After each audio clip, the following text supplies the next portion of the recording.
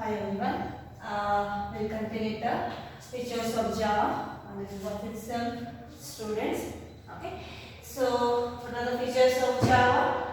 It is simple and small, object oriented, platform independent, distributed, multi-threading, high performance, dynamic and extensible, and robust. Okay. So in last class we have discussed these three concepts. Java is simple and small as it inherits the concepts from C and C++. If you know the language like C and C++, it is not difficult to write a Java programming language because Java inherits the syntax from the C language and the concepts are most of the concepts are inherited from a C++. Inherited nothing but same concepts are used in a Java language with the additional features. Okay. So it is simple and small and the complex features are removed. See, like complex features which are used in the C language like go to statements, and in C++, in a C and C++ language like pointers, there are no pointers in a Java language, and there are no header file. That is nothing but preprocessor directories are not present in a Java language. Hence, it is a very simple language. Okay? Simple and small language.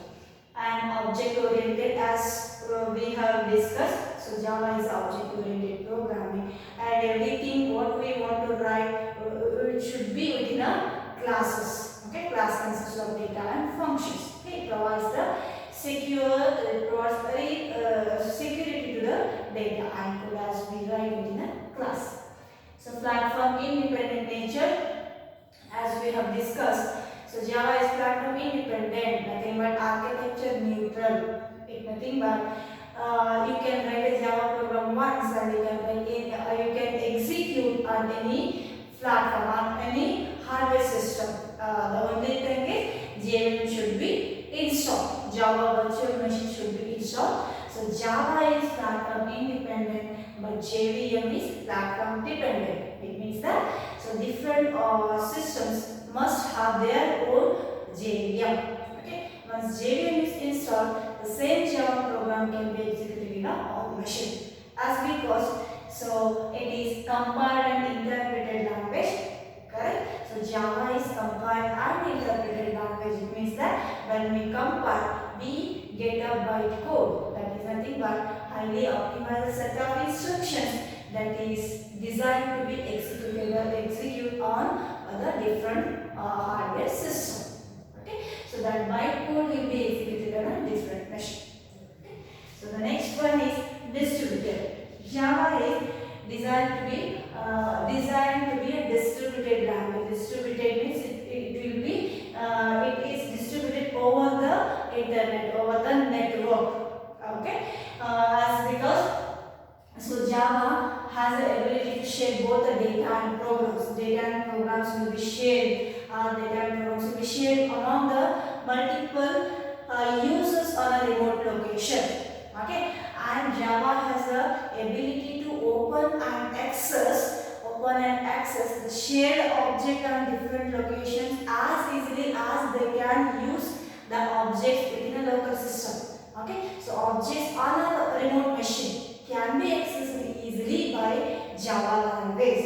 Hence it is possible for multiple programmers to work on a single project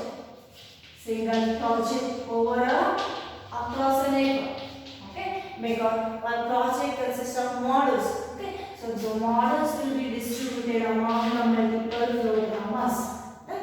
So each programmers can share the data and functions which are written in another program, which are written by other programmer, because Java is distributed across the network. Java has ability to access the object on a remote location. Okay, so hence it is distributed language. Multi-threading. What it means? Multi-threading is the ability to execute multiple tasks simultaneously, more than one task simultaneously at a time, simultaneously.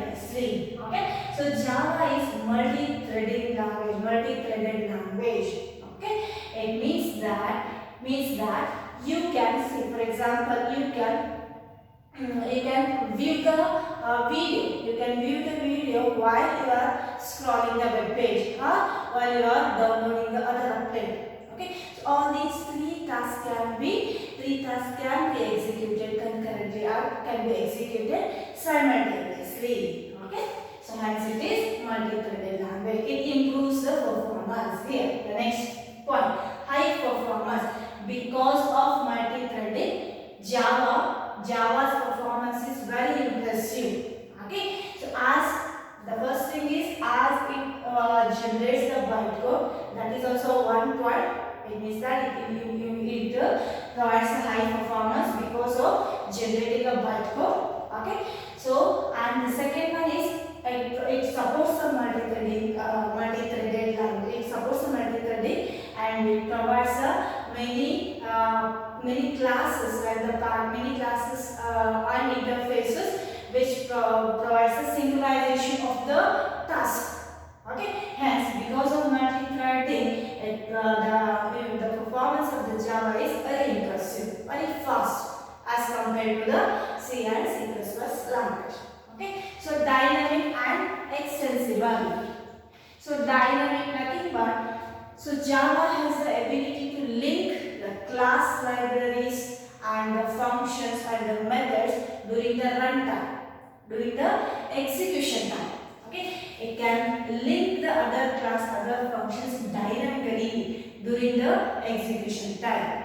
Okay, and extensible nothing but Java supports the functions which are written in a C and C++ language.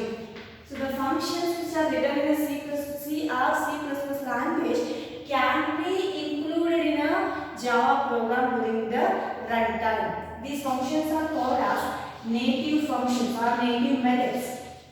So these methods, Java program can be extended to include these functions, these native methods during the runtime.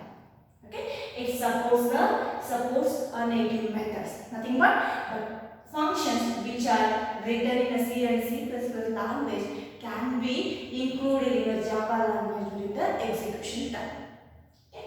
Last one is robust. Java is a robust language. What it means? Robust language means it provides many safeguards security features in order to ensure the reliability of the code. Okay, in order to ensure reliability of the code, it provides many safeguards and it provides many security mechanisms, and also the memory management is not a headache of user.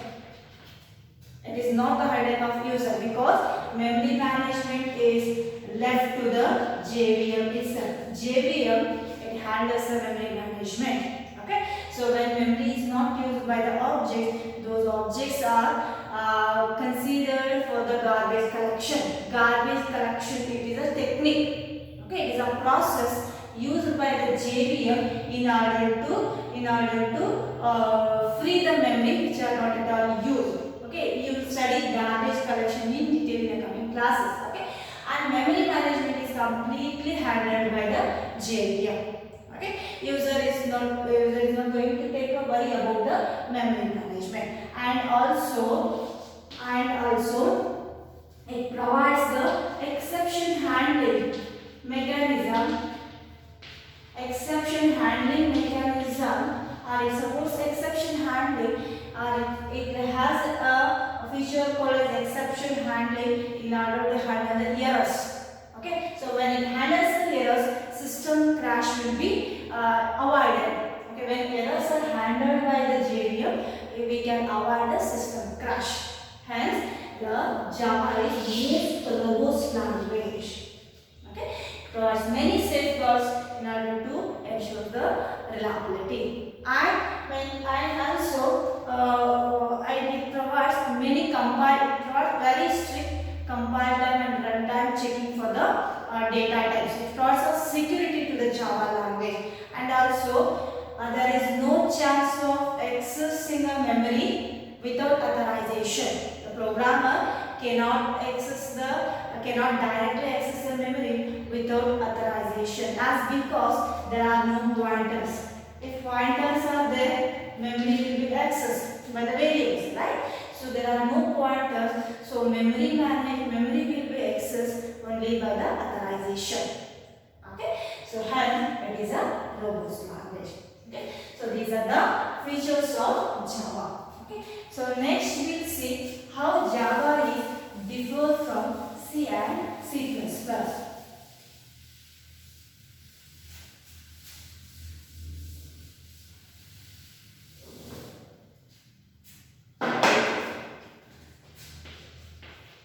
How Java is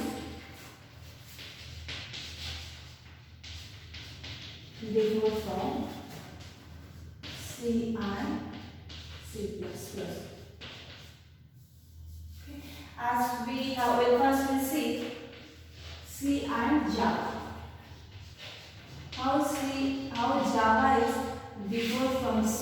Okay, what are the additional features and what are the features which are present in the C but not in a Java, which are removed from the Java.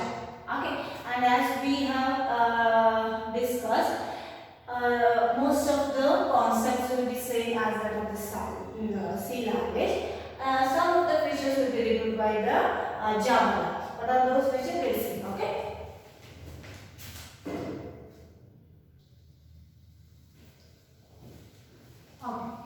Okay. So these are some difference between Java and C. So first we'll see what are not supported in a Java. See, Java does not include the C unit statements like size of and type def. Okay, there is no size of operator and type def keyword. Size of is used to find the size of the particular data type, okay, which is used in C, and type def it is used to give the alias name for the data type. Okay, these two are not supported by Java. Okay, and Java does not contain data types such as struct and union. There are no structures and unions. Okay, only class is supported and enumeration is supported. Okay, and Java does not define keywords like auto, extern, register, sign and unsigned. These keywords are not used in a Java language. Okay, and as I already told you, Java does not support the pointers. There are no use of pointers in the Java language, and Java does not support preprocessor directives. So it is not possible to, or it is not necessary to use the header files like hash include stdio.h, hash include iostream.h, because there are no preprocessor directives. Okay, these are the concepts used in C but not in a Java. So these three concepts are additional concepts that are used in a Java. See, the first one is Java adds new operators such as instance of the operator. Instance of operator. Why we use? We'll discuss in coming classes. Okay. And Java adds level break and continue statement. We have here in the C++ a simple break and continue statement. Here we have a level break and continue statement. Okay. And Java adds additional features which are required for the object-oriented programming. Okay. So these are the difference between Java and C. Okay. Now we see how Java is different from C++. So as I already told you, most of the concepts of C++ is used in a Java. Object-oriented concepts are used in a Java, but some of the concepts are removed by the Java, which are used in the C++. Okay, we'll see them.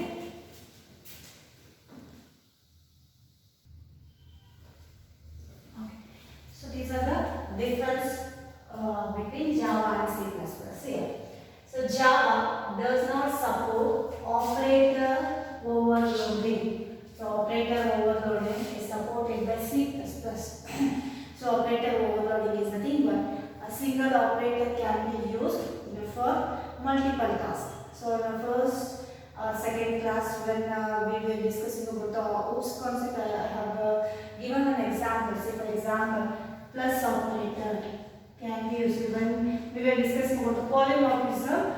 I told this example. So plus operator can be used in a different situation. See, for example, plus can be used when it is used with a integer. We get the integer sum of two numbers 4 plus 6 equal to 10. But when it is used with a string, hello world, we get the string concatenation, hello world. Same operator can be used in a different context. Right? This is called as overloading of operator. Okay, but this operator overloading is not supported in a Java. It supports only function overloading. Okay, how it achieves function overloading, how it achieves the polymorphism, that we will discuss in the coming classes. The second concept is Java does not have template classes. So template classes which are supported by C++, but that is not present in a Java. Okay, and Java does not support multiple inheritance. Okay, so inheritance, there are four types of inheritance: single inheritance, multiple inheritance, multi-level inheritance, and hybrid inheritance. That multiple inheritance is not supported by Java. Okay, so it is achieved using a new feature called as interface. Okay, so interface are used in order to achieve the multiple inheritance. Okay, we'll see in detail in the coming classes. And Java does not support global variables. So global variables nothing but the variables can be accessed everywhere in the program. Correct? So but there are no global variables in Java. So all the variables must be declared within a class. Okay? So there are no variables before the class. Okay? Variables are not declared before the class. All the variables should be declared within the class in order to provide the security. Okay? And Java does not use pointers. Okay? So pointers are supported by C++, but there are no pointers in Java. And Java has replaced destructor function with a finalize function. So we have constructor and destructor in C++ language. So we have constructor and destructor functions. Constructor function, what it does, it is used to give the values to the variable. Values to the variable at the time of creating the object. Destructor, which is used to destroy the object. It is nothing but remove the memory which is allocated to the object. Okay, so this destructor function will be replaced with a finalize function. Finalize function does the same action as destructor do. Okay, and again last one is there are no header files. That is, preprocessor directives are not supported by the Java language. Okay, so these are some of the difference between Java and C++. Okay, we'll discuss how Java is related to internet.